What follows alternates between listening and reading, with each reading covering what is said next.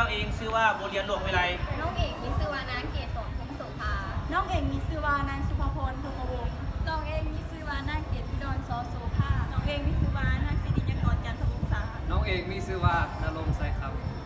เนาะวันนี้จุดประสงค์ที่พวกเรามาวันนี้เนาะที่คือว่าจะเฮ็ดสกู๊ปรายงานวิชาพื้นฐานของเสียงสอนโดยอาจารย์สว่างทิพย์หรือว่า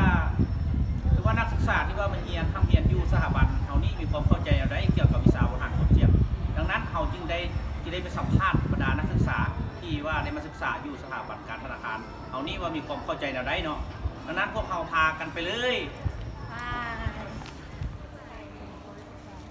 น้องเอกมีชื่อว่าสุภพรพงษ์วงศ์และ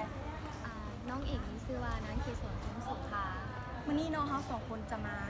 สัมภาษณ์นักศึกษาภายในสพคว่ามีความคิดความเห็นจังใดเกี่ยวกับวิชาบริหารเสียงซึ่งจะเป็นจังใดนั้นไปสัมภาษณ์กันเลยเนาะพวกเขาขอรบกวนเวลาแดงจังหน่อยนึงเนาะพอดีพวกเขาสองคนเด็กมาจากห้องปี2 มาถามความคิดความเห็นของลูกเพื่อนว่าคิดจังใดกับวิชาบริหารเสียงขอแนะนำชื่อกันเนาะสิชื่อคูแวววงนิวันเนาะเป็นอยู่ของ F315 ใส่เองเองเนาะอันกระเส้นเขาขอคำถามคนนึงมาเลยเนาะคือว่าอันเขาจะจังไหนการบริหารความเสี่ยงก่อนอื่นก็ขอขอบใจสำหรับคำถามเนาะการบริหารความเสี่ยงยกตัวอย่างเลยเนาะที่นำยกตัวอย่างเป็นว่าแนะนำข้าพเจ้าเป็นนักบริหารคนหนึ่งที่อยู่ในธนาคารเนาะเมื่อลูกค้าเอาเงินมาฝากเนาะเขาจะเห็นจังไรเพื่อให้เงินที่เขาจะมาฝากเป็นธุรกิจที่ว่ามีการขยายตัวขึ้นในมีการกำไรขึ้นเขาก็ต้องเอาเงินจำนวนนั้นไปปล่อยกู้แล้วก็เพื่อให้เศรษฐกิจของเรามีการขยายตัวขึ้นคำถามที่สองคือว่ามีความคิดจังใดเกี่ยวกับความเสี่ยงที่แท้จริงความเสี่ยงที่แท้จริงเนาะแม่นความเสี่ยงที่แบบว่ามันเกิดขึ้นธรรมชาติโดยบ่แม่นมนุษย์เฮาเป็นผู้สร้างขึ้นเนาะตัวอย่างว่าฟ้าลมฝนตกต่างๆที่ว่ามนุษย์เฮาบ่ได้สร้างขึ้นนะครับตัวอย่างแค่ตรงกันข้ามแบบมนุษย์ที่สร้างขึ้นเนาะแม่นการขับขี่รถมาโรงเรียนเนาะคันทางเฮาบ่บังคับมันจะให้เกิดเป็นอุบัติเหตุบ่อันนี้แม่นความเสี่ยงที่เฮามนุษย์เฮาสบายดีเข้าเป็นตัวแทนของกลุ่มที่2เนาะเป็นครูที่2ที่จะมาสัมภาษณ์นักศึกษาที่ว่าอยู่ในโรงเรียนสทค.เข้ามาติดตามกันเลยว่าจะเป็นใครสบายดีอ่านรบกวนเวลาเนี่ยยังมาถามเกี่ยวกับวิชาบริหารความเสี่ยงได้บอกได้อยู่ก็เป็นแนะนำตัวเองไปเนาะสื่อนักเรียนสบายดีชื่อว่าท้าววิรกรยุสมบัติอยู่ห้อง F315 โดยอยากถามว่าคำถามที่หนึ่งเนาะมีเพื่อนมีความเข้าใจแนวใดเกี่ยวกับ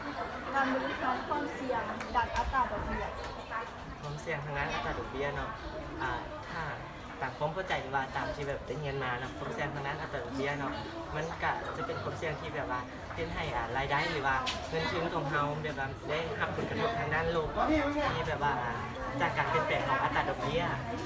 ที่อยู่ในรายการของทรัพย์สินและหนี้สินแหละแล้วก็อยู่ในนอกใบสรุปทรัพย์สมบัติที่แบบว่ามีความอ่อนไหวหรือว่าแบบมีความเกี่ยวข้องต่อกับของอัตราดอกเบี้ยกับเส้นมาเนาะแบบผลกระทบของตลาดพันธบัตรผลกระทบของแบบเงินฝากเงินกู้ต่างๆแล้วก็อีกคำถามหนึ่งเลยว่าได้เป็นไหนเกี่ยวกับความเสี่ยงทางด้านสินเชื่อความเสี่ยงทางด้านสินเชื่อเนาะความเสี่ยงทางด้านสินเชื่อแม่นความเสี่ยงที่แบบลูกหนี้หรือว่าลูกหนี้ของสถาบันการเงินหรือว่าของธนาคารแบบบ่สามารถหรือว่าบ่เต็มใจที่จะปฏิบัติตามสัญญาที่แบบได้ตกลงกันไว้หรือว่าแบบง่ายๆก็คือแบบคู่สัญญาของเราแบบบ่มีความสามารถในการปฏิบัติตามภาระแบบที่ได้ตกลงกันไว้จึงเฮ็ดให้แบบมีความเสี่ยงทางด้านนั้นสินเชื่อโดยคำถามที่สองคำถามเราเข้าใจ เด้อที่ผู้ฟังของเรา ข้าพเจ้าเองชื่อว่านางลัทธิกรสพนิสาอยู่ห้อง F3 สวัสดีข้าพเจ้าเองชื่อว่านางบัวเงินวงกิจมาจากห้อง F3 นะคะ โดยซึ่งจุดประสงค์หลักในการมาทายมื้อนี้เนาะการเฮ็ดกิจกรรมมื้อนี้ก็คือว่าอยากถามเกี่ยวกับความเสี่ยงซึ่งปัญหาหลักจะมีอยู่2คำถามอยากรู้ว่าน้องเองคิดแนวใดเกี่ยวกับว่าความเสี่ยงทางด้านสภาวะตลาดคือแนวใดอยากให้อธิบาย ความเข้าใจของน้องเองความเสี่ยงทางด้านสภาวะตลาดหมายถึงการเปลี่ยนแปลงทางราคาหุ้นแล้วก็อัตราดอกเบี้ยแล้วก็อัตราแลกเปลี่ยนของเงินตราต่างประเทศการเคลื่อนไหวของราคาสินค้าต่างๆมีผลด้านลบต่อกับกำไรและทุนของสถาบันการเงิน มาคำถามต่อไปเนาะเกี่ยวกับความเสี่ยงทางด้านการปฏิบัติงาน ซึ่งอยากให้อธิบายว่าเป็นคืออะไร ตามความเข้าใจของข้าพเจ้าเองคิดว่าความเสี่ยงทางด้านการปฏิบัติงานแม่นความเสี่ยงที่เกิดขึ้นในช่วงเวลาที่เขากำลังดำเนินงานหรือว่าปฏิบัติงานอยู่ซึ่งเกิดจากการขาดความเอาใจใส่ในการควบคุมในการปฏิบัติงานขององค์กรเองซึ่งถ้าเขาขาดการเอาใจใส่ในการควบคุมแล้วมันจะส่งผลกระทบ